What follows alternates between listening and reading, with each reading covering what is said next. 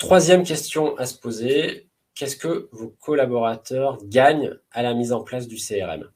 Et là encore, souvent une question qu'on ne se pose pas beaucoup, en tout cas nous c'est ce qu'on constate, et pourtant qui a un vrai impact sur le projet, avec 2 stats qu'on sort assez régulièrement à nos clients, surtout quand on démarre avec eux.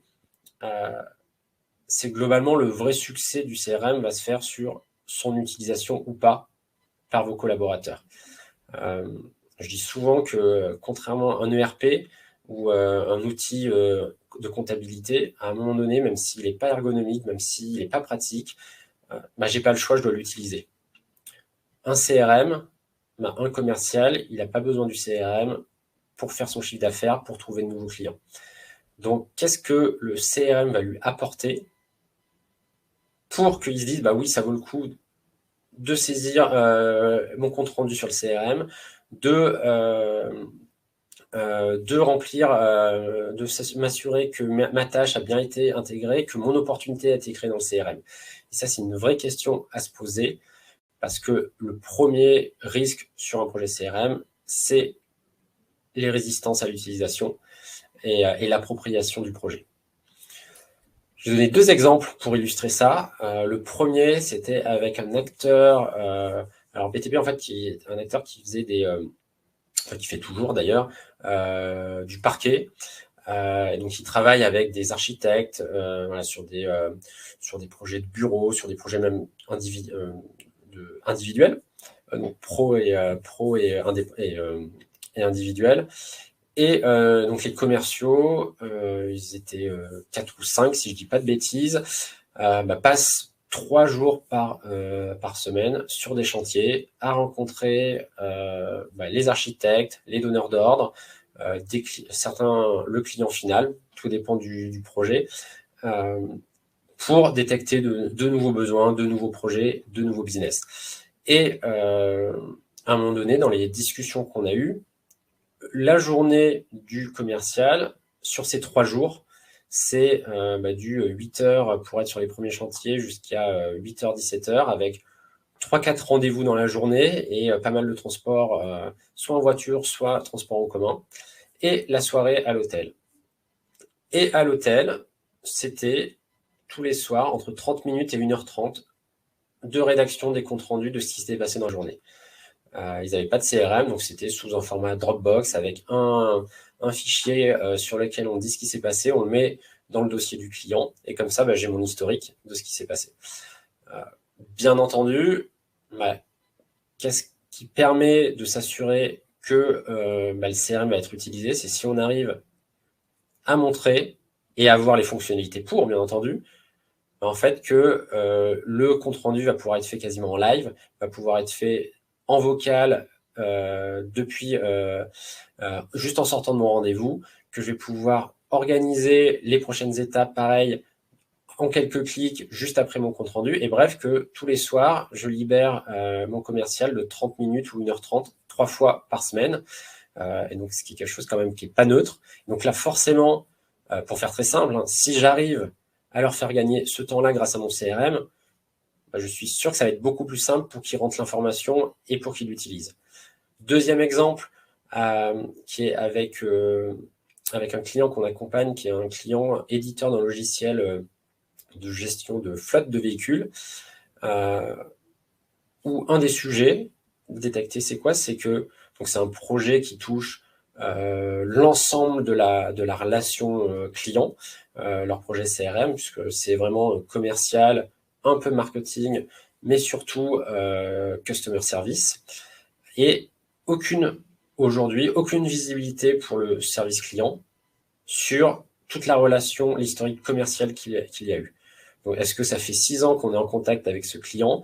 Est-ce que la vente s'est fait en 2 mois, il y a 3 mois, on ne le connaissait pas?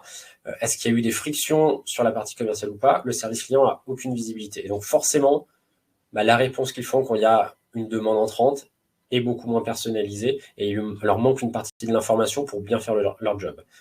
Et donc là, pareil, forcément, un CRM qui permet de fluidifier le passage de relais et le passage de l'information entre les deux va leur permettre de mieux travailler, de vraiment répondre à une de leurs attentes. Et donc là, encore une fois, ça ne garantit pas, mais en tout cas, ça va énormément contribuer au fait que les collaborateurs vont utiliser le CRM et finalement jouer le jeu et embarquer sur le projet. Je prends une question de Camille. Dans mon cas, nous avons une équipe qui attribue une labellisation à des clients. Est-il possible de créer des champs uniques, avis favorables ou défavorables, dans ce cas très concret? Derrière cela, la question, le CRM est-il personnalisable? Alors, tout dépend du CRM, Camille. Il y a des CRM qui sont extrêmement personnalisables et paramétrables, d'autres qui sont beaucoup plus standards, et dès qu'on sort du standard, on est un peu plus limité. Donc, pour le coup, je vous disais, le marché est très large et on va trouver vraiment des extrêmes sur ce cas précis. Mais bon, on a toujours aujourd'hui dans les CRM une capacité à créer de nouveaux champs, de nouveaux labels pour ses contacts, pour ses prospects, pour ses clients. Donc, ma réponse serait oui sur votre question très, très concrète. Et encore une fois, le niveau de personnalisation va vraiment dépendre du CRM que vous choisissez. Et là, encore une fois, il y a vraiment des extrêmes, des solutions qui sont personnalisables presque à l'infini, et d'autres solutions qui vont être un peu plus standards et qui vont vous permettre de personnaliser, mais de façon un peu plus limitée. Je continue. Alors, juste, je prends la question de Pierre, qui est très intéressante parce qu'elle est directement liée à ce qu'on s'est dit, et en tout cas au sujet de la résistance. La résistance est sans doute naturellement liée à l'UX, la simplicité d'usage, de prise en main, de lecture essentielle, la mise en forme et le design. Bien entendu, ça rentre en ligne de compte. Et pour moi, ça se combine. Bien entendu qu'un CRM moche, pas facile, où je dois cliquer 20 fois pour accéder à un contact, on va avoir de la résistance. Maintenant, pour moi, il y a 2 points, Pierre, sur ce point, sur votre point, qui est tout à fait juste. C'est nous, on constate souvent que quand même, aujourd'hui, les CRM majeurs du marché ont une ergonomie.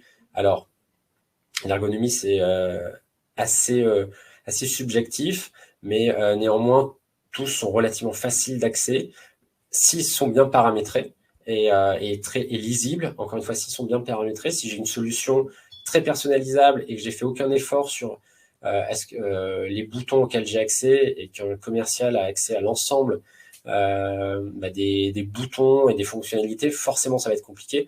Donc il y a un vrai enjeu de personnalisation de l'expérience utilisateur, mais bien entendu ça rend compte, je ne l'ai pas cité parce que aujourd'hui je considère que les acteurs majeurs du marché, et ça ne veut pas dire que en disant majeur, c'est pas forcément les plus gros, mais la majorité des acteurs ont fait de très gros efforts sur cette partie UX, même s'il y a des écarts entre certains, bien entendu. Mais c'est un élément important. Et nous, souvent, ce qu'on constate, Pierre, c'est on a des clients qui soit viennent vers nous pour changer de CRM parce que leur CRM actuel est obsolète. Certains, ça a été un ERP avec une petite brique CRM. D'autres, ça a été un développement maison. Et donc là, forcément, on retrouve des gros freins liés à l'UX et à la simplicité d'usage.